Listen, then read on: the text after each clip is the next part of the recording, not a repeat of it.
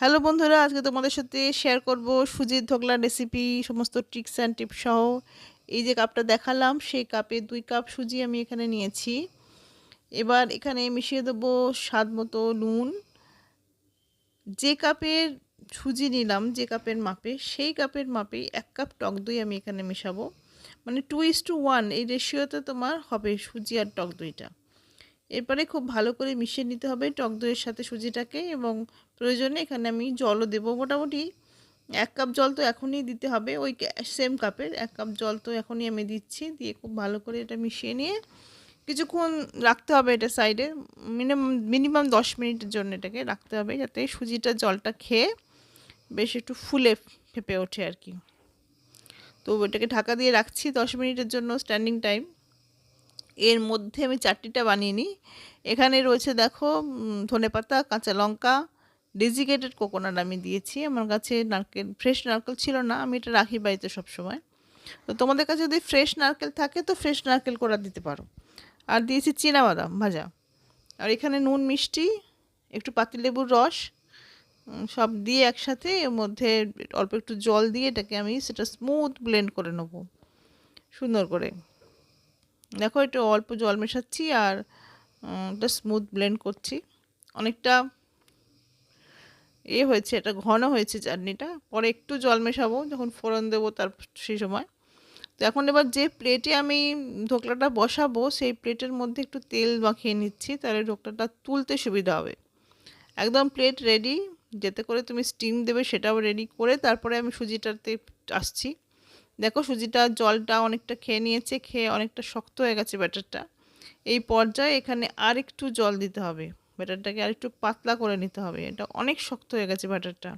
মানে মোটামুটি ধরো 1.5 কাপ মতো জল এখানে ইউজ করা হয়েছে। মানে যে কাপের মাপে আমি সুজি নিলাম, 2 কাপ সুজি, তার সাথে ওই মাপেরই 1 কাপ টক দই, আর ওই মাপেরই 1.5 কাপ জল, ওই সেম কাপের। এবার এখানে আমি একটা ইনো দিয়ে দিচ্ছি, একটা পাউচ গোটা লাগবে 2 কাপ সুজির জন্য।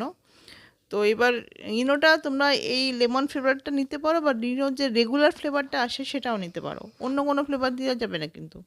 এবার এর মধ্যে একটু জল দিলে কবে ইনোটা অ্যাক্টিভেট হয়ে যাবে। দেখছো কেমন ফেনা হয়ে উঠছে।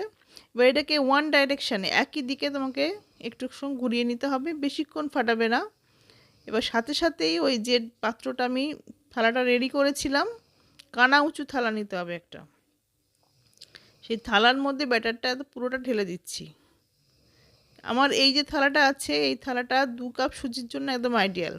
এবার কড়াইতে জল দিয়ে এটা স্ট্যান্ড বসিয়ে দিয়েছি, এবং থালাটা এবার এর মধ্যে বসিয়ে দিলাম, এর উপরে বসিয়ে এবার ঢাকা দিয়ে দেবো। দিয়ে এটাকে 10 মিনিটের জন্য স্টিম করে নেবো। ঢাকা দিয়ে দিলাম, ফিরে আসছি ঠিক 10 মিনিট বাদে। 10 মিনিট এটা হাই ফ্লেমে স্টিম হবে। দেখো ফিরে এসছে 10 মিনিট বাদে, মোটামুটি এটা তৈরি হয়ে গেছে। এবার এটা আমি কাঁটা দিয়ে এটা চেক করে নেব যে সুজিটা পুরোপুরি কুক হয়ে গেছে কি না। যদি কাঁটার গায়ে কিছু না লাগে তাহলে এটা একদম রেডি। যদি কাঁটার গায়ে কিছু লেগে যায় সুজি, তাহলে এটাকে আরও 2 থেকে 3 মিনিট ঢাকা দিয়ে স্টিম করতে হবে। তো আমার তো কাঁটাটা ফ্রেশ এসছে, তো এটা ঠান্ডা করার জন্য রেখে দিয়েছি। এবার একটা তড়কা দিতে হবে, ফোড়ন। এই তড়কা প্যানে নিয়েছি তেল। এবার এর মধ্যে দিচ্ছি তোমার কারি পাতা, সর্ষে, কাঁচা লঙ্কা কুচি। এটাকে খুব ভালো করে ভেজে নিতে হবে। ভেজে নিয়ে এর মধ্যে একটু জল দিতে হবে। জল দিয়ে তার মধ্যে নুন চিনি দেব, দিয়ে এটাকে ফুটিয়ে নিতে হবে একটু। দেখো এবার ওটা ঠান্ডা হয়ে গেছে ধোকলাটা। ঠান্ডা হয়ে যেতে এটাকে একটু ছুরি দিয়ে সাইডগুলোকে একটু ছাড়িয়ে নেব। ছাড়িয়ে নিয়ে তারপর এটাকে পছন্দ মতো পিস করে এটা কেটে নেব। দেখছো এটাকে পছন্দ মতো পিস করে কেটে নিচ্ছি। খুব সুস্বাদু হয় এটা খেতে, দারুণ হয় খেতে, এবং ইনস্ট্যান্ট, কোনো ঝামেলাই নেই। দেখো আর খুবই হেলদি। এখানে নামমাত্র দেখলে তেলের ব্যবহার করা হচ্ছে। অন্তত 4 জনের জন্য এটা তৈরি হলো। এবার ওই যে ফোড়ন দেওয়ার উপর যে জল দিলাম নুন চিনি দিয়ে, সেই জলটাকে সমস্ত সব কারি পাতা লঙ্কা সহ এই ধোকলার ওপরে ছড়িয়ে দিলাম।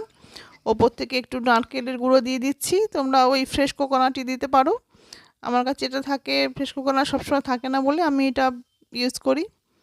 এবার ওই যে চাটনি সহ এটাকে পরিবেশন করব। দেখো কতটা নরম হয়েছে, একদম স্পঞ্জি, এটা মুখে দিলেই মিলিয়ে যাবে। ভীষণ সফট, তুলতুল করছে, একদম নরম তুলতুলে হয়েছে। এটাকে তোমরা বানিয়ে দেখতে পারো বাড়িতে, ব্রেকফাস্টের জন্য একদম আইডিয়াল। খুব ভালো লাগে চাটনির সাথে খেতে। তো তোমরা কার কার ভালো লাগলো আমাকে একটু কমেন্টে জানিও, আর চ্যানেলটাকে সাবস্ক্রাইব করে আমার পাশেই থেকো। টাটা, আবার ফিরে আসবো অন্য রেসিপি নিয়ে।